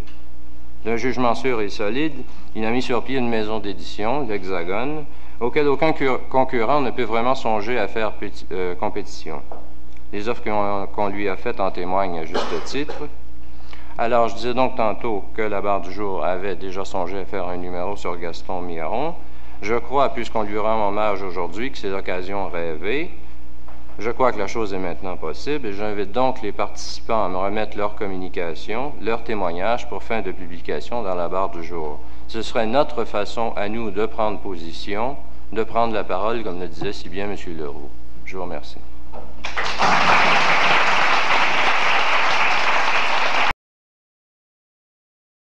La seule façon pour moi de rendre hommage à Miron, c'est de lire un de ses poèmes qui s'appelle La braise et l'humus, dont le début surtout, je me plais à croire que la première phrase est très très importante pour lui. Parce que quand on parle de quelqu'un, on oublie qu'il est comme Miron, qu'il est ses longs séjours, 21 jours, seul avec rien pour vivre. La braise et l'humus. Rien n'est changé de mon destin, ma mère, mes camarades. Le chagrin, lui, toujours, d'une mouche à feu à l'autre. Je suis taché de mon amour comme on est taché de sang. Mon amour fait mes murs à perpétuité. Un goût d'année d'humus aborde à mes lèvres. Je suis malheureux, plein ma carrure. Je saccage la rage que je suis, l'amertume que je suis avec ce bœuf de douleur qui souffle dans mes côtes. C'est moi maintenant, mes yeux gris dans la braise, c'est mon cœur obus dans les champs de tourmente. C'est ma langue dans les étapes des nuits de ruche, C'est moi, cet homme au galop d'âme et de poitrine. Je vais mourir comme je n'ai pas voulu finir, mourir seul comme les eaux mortes, au loin, en les têtes flambées de ma tête, à la bouche les mots corbeaux de poèmes qui croassent. Je vais mourir vivant dans notre emploi de mort. La braise et l'humus de Gaston Miron. Rien n'est changé de mon destin, ma mère, mes camarades. Le chagrin luit toujours d'une mouche à feu à l'autre. Je suis taché de mon amour comme on est taché de sang. Mon amour, mon errance, mes murs à perpétuité. Un goût d'année d'humus aborde à mes lèvres. Je suis malheureux, plein ma carrure.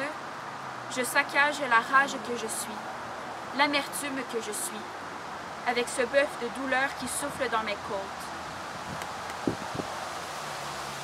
C'est moi, maintenant mes yeux gris dans la braise. C'est mon cœur, obus dans les champs de tourmente. C'est ma langue, dans les étapes des nuits de ruche. C'est moi, cet homme au galop d'âme et de poitrine.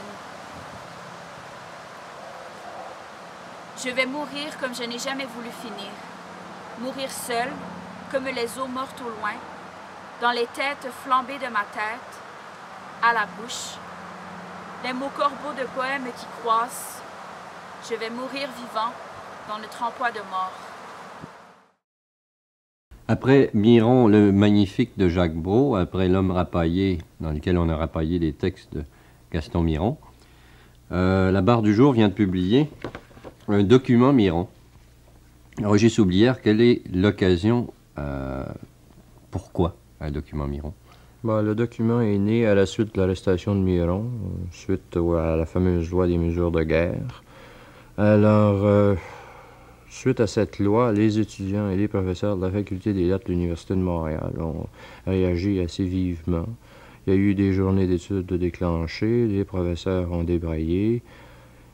Finalement, comme nous n'avions que très peu de moyens de pression, il n'était pas question de manifester ou de descendre dans la rue ou des trucs du genre. On a trouvé que c'était un peu gênant de donner des cours de littérature quand des écrivains étaient emprisonnés, en particulier Miron. C'était aussi gênant pour les étudiants d'étudier de la littérature quand on enferme les écrivains. Alors, suite aux journées d'études, on a organisé les professeurs du département d'études françaises de l'Université de Montréal ont organisé un colloque sur l'œuvre de Gaston Miron. Portant à la fois sur l'aspect poétique, Est-ce que vous avez l'impression vraiment que La Barre du Jour et les poètes qui s'y rattachent sont, et c'est un peu peut-être le sujet de votre préface, là, mais quand même font partie d'une tradition qui s'apparente à Miron, ou est-ce que Miron, c'est tout simplement un ancêtre pour lequel vous avez beaucoup d'amitié et de respect? Non, c'est plus qu'un ancêtre. Pour nous, Miron, c'est le symbole de l'intégrité. C'est un symbole d'intégrité au plan littéraire. On a essayé de se définir face à Miron avec notre texte intitulé « Notre écriture en sa résistance ». Ce qu'on dit pratiquement dans notre texte face à Miron, c'est que Miron a été le premier à ressentir d'une façon presque viscérale la situation coloniale au Québec, tandis que nous, on l'a appris d'une certaine façon des écrivains qui nous ont précédés. Dans ce sens-là, c'est peut-être l'établissement d'une tradition littéraire. On a enfin des ancêtres à qui se rattacher, sans vouloir qualifier Miron d'ancêtre, bien sûr. Nous partirons de nuit pour l'aube des mystères. Et tu ne verras plus les maisons et les terres. Et ne sachant plus rien des anciennes rancœurs, des détresses d'hier, des jungles de la peur. Tu sauras en chemin tout ce que je te donne. Tu seras, contre moi, cette qui s'abandonne. Nous passerons très haut, par-dessus les clameurs, et tu ne vivras plus de perfides rumeurs. Et loin des profiteurs, des lieux de pestilence. Tu entendras parler les mages du silence. Alors tu connaîtras la musique à tes pas, et te revêtiront les neiges des sagas. Nous ne serons pas seuls à faire le voyage. D'autres nous croiseront parmi les paysages.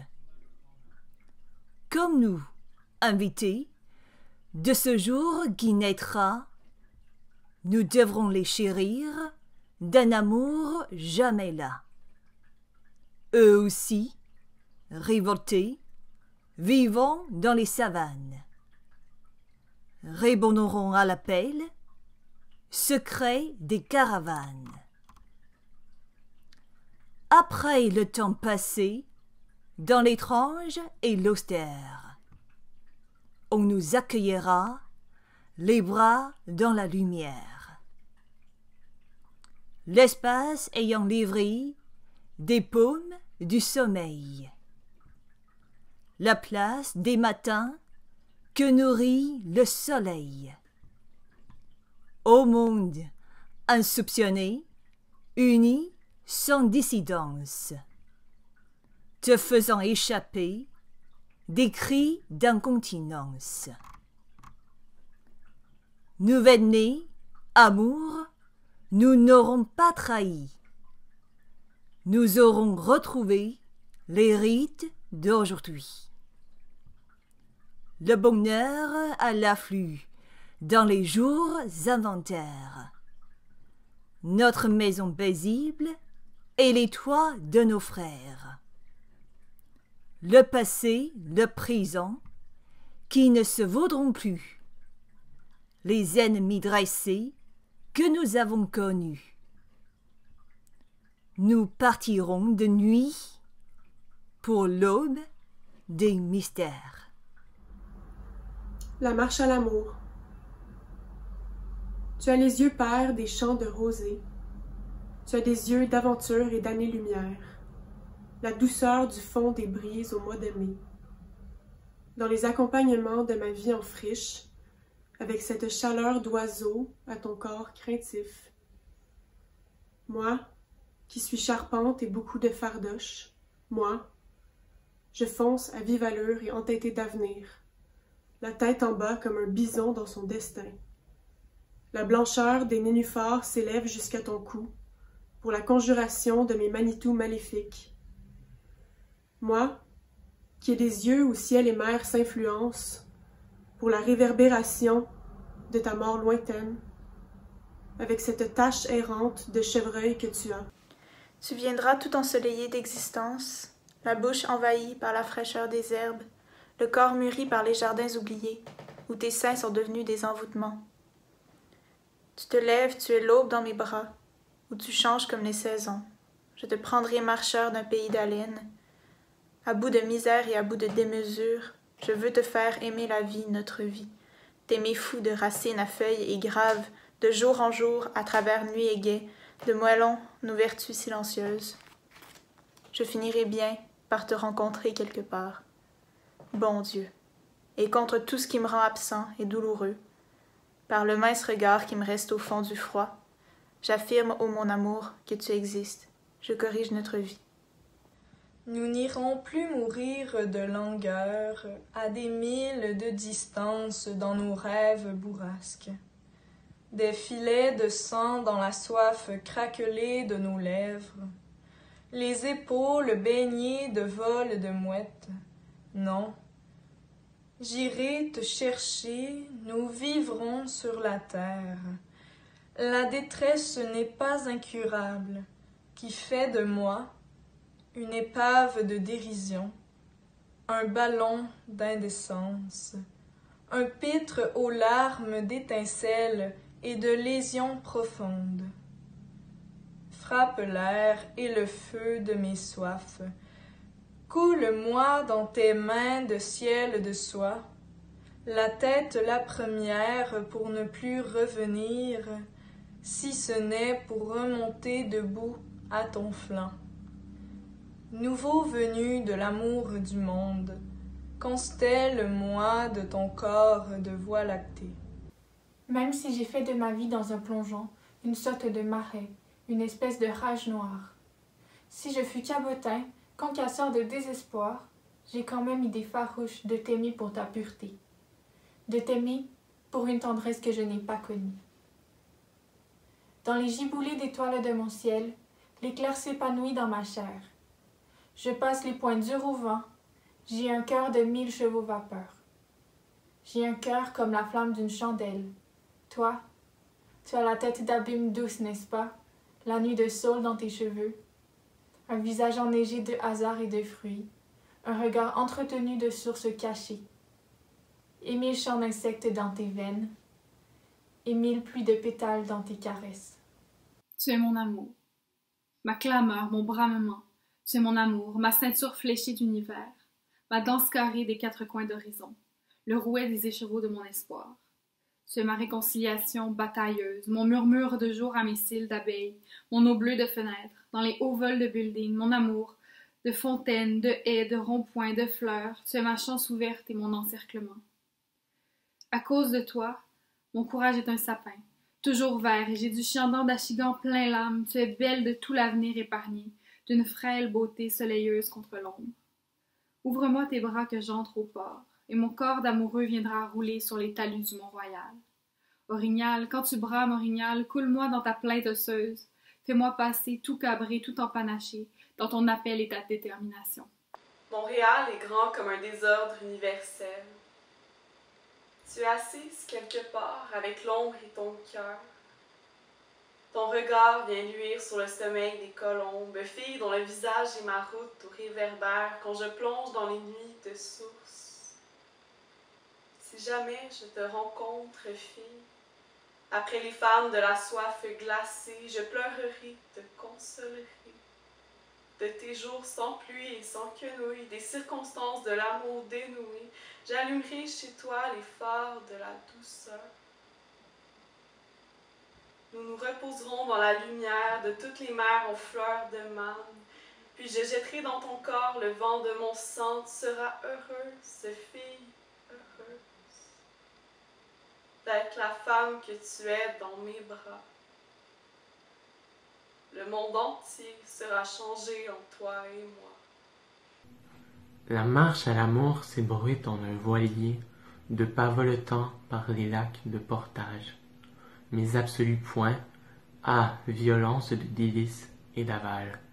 J'aime que tu t'avances, ma ravie. Frileuse aux pieds nus sur les frimas de l'aube, par ces temps profus des pilotes en beauté, sur ces grèves où l'été pleuvent en longues flamèches les cris des pluviers. Harmonica du monde lorsque tu passes et cèdes, ton corps tiède de pruche à mes bras pagayeurs, lorsque nous gisons fleurant la lumière incendiée, et quand t'engages de moissons hurlées de brise, je me déploie sur ta fraîche chaleur de cigale. Je roule en toi tous les Saguenay d'eau noire de ma vie. Je fais naître en toi les frénésies de frayère au fond du cœur d'Outaouais. Puis le cri de l'engoulevent vient s'abattre dans ta gorge. Terre meuble de l'amour, ton corps se soulève en tige pêle-mêle. Je suis au centre du monde tel qu'il gronde en moi, avec la rumeur de mon âme dans tous les coins. Je vais jusqu'au bout des comètes de mon sang, haletant, harcelé de néant et dynamité de petites apocalypses. Les deux mains dans les furies, dans les féeries, ô mains, ô poings, comme des cogneurs de folle tendresse. Mais que tu m'aimes, et si tu m'aimes, s'exhalera le froid natal de mes poumons, le sang tournera au grand cirque. Je sais que tout amour sera retourné comme un jardin détruit. Qu'importe, je serai toujours, si je suis seule, cet homme de lisière à bramer ton nom, éperdument malheureux parmi les pluies de trèfle. Mon amour, ô ma plainte, de merle-chat dans la nuit buissonneuse, ô fou feu froid de la neige, beau sexe léger au manège, mon amour d'éclair lapidé, morte, dans les froids des plus lointaines flammes. Puis les années m'emportent sans dessus-dessous. Je m'en vais en délabre au bout de mon rouleau. Des voix murmurent les récits de ton domaine. À part moi, je me parle. Que vais-je devenir dans ma force fracassée, ma force noire du bout de mes montagnes? Pour te voir à jamais, je déporte mon regard. Je me tiens aux écoutes des sirènes, dans la longue nuit effilée du clocher de Saint-Jacques. Et parmi ces bouts de temps qui allaitent, me voici de nouveau campé dans ta légende. Tes grands yeux qui voient beaucoup de cortèges, les chevaux de bois de tes rires, tes yeux de paille et d'or seront toujours au fond de mon cœur, et ils traverseront les siècles. Je marche à toi, je titube à toi, je meurs de toi. Lentement, je m'affale de tout mon long dans l'âme. Je marche à toi, je titube à toi, je bois, à la gourde vide du sens de la vie. À ses pas semés dans les rues sans nord ni sud, à ses taloches de vent, sans queue et sans tête. Je n'ai plus de visage pour l'amour. Je n'ai plus de visage pour rien de rien. Parfois je m'assois par pitié de moi. J'ouvre mes bras à la croix des sommeils. Mon corps est un dernier réseau de tics amoureux, avec à mes doigts les ficelles des souvenirs perdus. Je n'attends pas à demain, je t'attends. Je n'attends pas la fin du monde, je t'attends. Dégagé de la fausse auréole de ma vie.